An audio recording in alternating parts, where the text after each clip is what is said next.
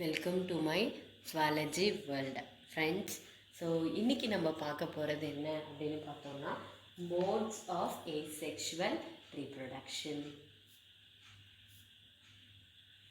So ஏற்கனவே last வீடியோவிலே நம்ம என்ன பண்ணோம், சாப்டரோட இன்ட்ரொடக்ஷன், வாட் இஸ் ரீப்ரொடக்ஷன்னு பார்த்தோம், எதுக்காகலாம் ரீப்ரொடக்ஷன் நடக்குது அப்படின்றத பார்த்தோம்.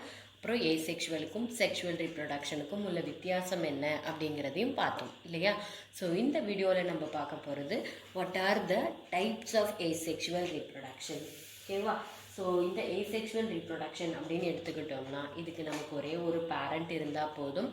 இவங்க எல்லாமே ஒரே மாதிரியான ஓகேவா ஐடென்டிக்கல் டாட்டர்ஸை ப்ரொடியூஸ் பண்ணுவாங்க.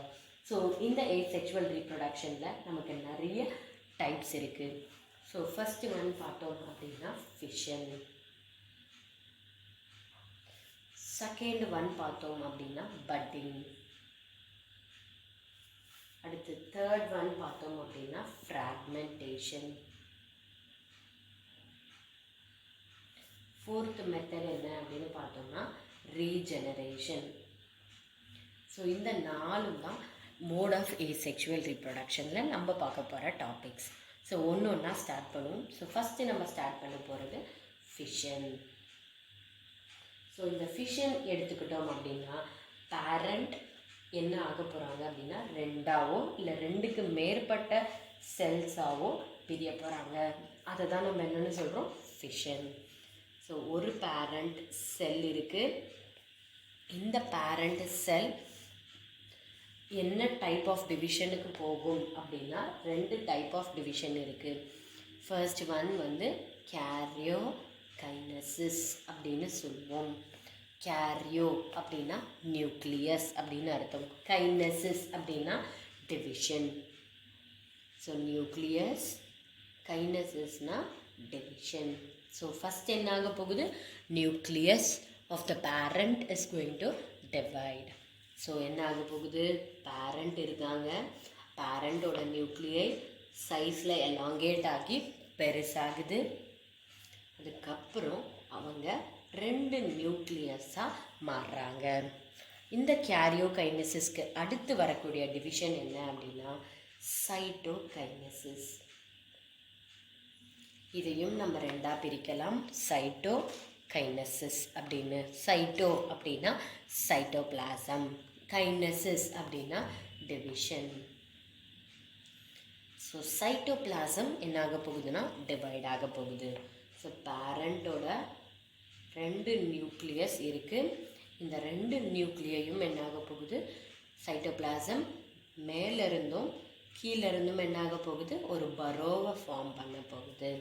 அப்படி ஃபார்ம் பண்ணி கடைசியில் அது என்ன ஆக போகுது, ஃபுல்லாக கன்ஸ்ட்ரிக்ட் ஆகி ரெண்டு டாட்டர் செல்ஸாக மாறப்போகுது.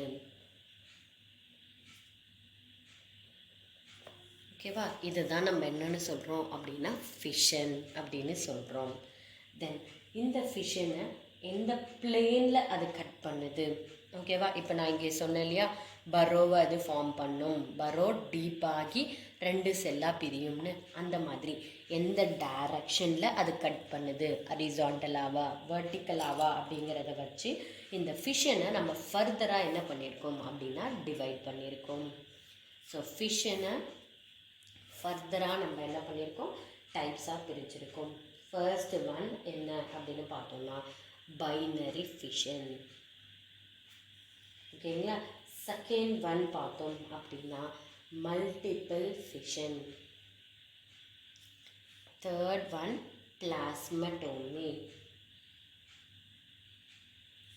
Fourth one strobilation. Fifth one sporulation. So first நம்ம ஆரம்பிக்க போகிறது இந்த பைனரி ஃபிஷனை. ஸோ பை அப்படின்னாலே என்ன அர்த்தம், டூ அப்படின்னு அர்த்தம். ஓகேவா. அப்போ ஒரு செல் என்ன ஆக போகுது, ரெண்டு ஈக்குவல் ஹாஃபாக பிரிய போகுது. டூ ஐடென்டிக்கல் டாட்டர் செல்ஸ் அது என்ன பண்ண போகுது, ப்ரொடியூஸ் பண்ண போகுது. இங்கே மேலே ஃபிஷனுக்கு எக்ஸாம்பிள் பார்த்த மாதிரி. ஓகேங்களா?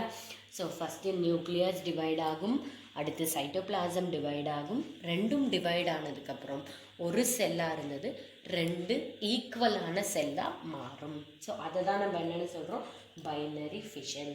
ஸோ இந்த பைனரி ஃபிஷனை நம்ம என்ன பண்ணியிருக்கோம் அப்படின்னா, எந்த பிளேனில் அந்த அனிமல் கட் ஆக போகுது அப்படிங்கிறத வச்சு பைனரி ஃபிஷனை திரும்ப 4ஆக பிரிச்சிருக்கோம். ஓகேங்களா? So first one is irregular binary fission. Second one பார்த்தோம் அப்படின்னா transverse binary fission. Third one longitudinal binary fission. Last one is oblique binary fission. ஓகேங்களா?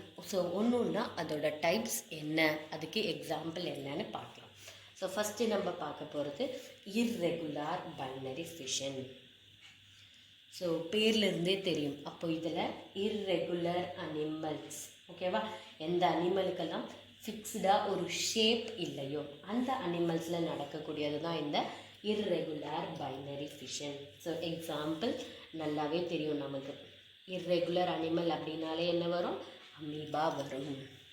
ஸோ அமீபாவை தான் நம்ம இந்த irregular binary ஃபிஷனுக்கு எக்ஸாம்பிளாக பார்க்குறோம். ஓகேவா? So if we take this irregular binary fission, so first amoeba இருக்குது. ஓகேங்களா? irregular ஷேப்பில் அமீபா இருக்குது. இந்த அமீபாவில் நமக்கு இருக்கக்கூடிய 2 முக்கியமான பார்ட் என்ன அப்படின்னா, ஒன்று நியூக்ளியஸ், இன்னொன்று இதில் இருக்கக்கூடிய கான்ட்ராக்டைல் வாக்யூல்.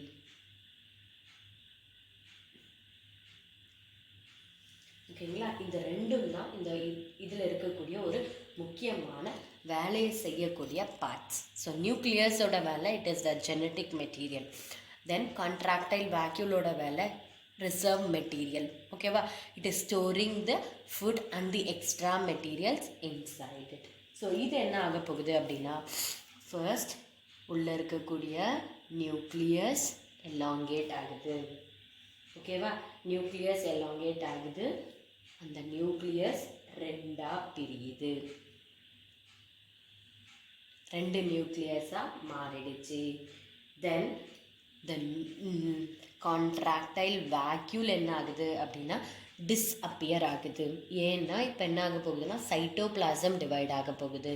அப்படி சைட்டோபிளாசம் டிவைட் ஆகிறதுனால கான்ட்ராக்டைல் வேக்யூல் டிஸ்அப்பியர் ஆகுது. அதுக்கப்புறம் சைட்டோபிளாசம் டிவைட் ஆகுது, டிவைட் ஆகி 2 செல்லாக பிரியுது. ஸோ இந்த 2 டாட்டர் செல்லையும் நியூக்ளியஸ் இருக்குது. டாட்டர் செல் தனித்தனியாக பிரிஞ்சதுக்கப்புறமா reappearance of contractile vacuole takes place. ஓகேங்களா? ஸோ கான்ட்ராக்டைல் வேக்யூல் என்ன ஆகுது, திரும்ப வருது. ஸோ இந்த மாதிரி irregular அனிமல்ஸில் நடக்கக்கூடியதை தான் நம்ம என்னென்னு சொல்கிறோம் அப்படின்னா irregular binary fission. சரிங்களா? ஸோ மீதி இருக்கக்கூடிய ஃபிஷனை நம்ம அடுத்த கிளாஸில் பார்க்கலாம். தேங்க்யூ, பாய்.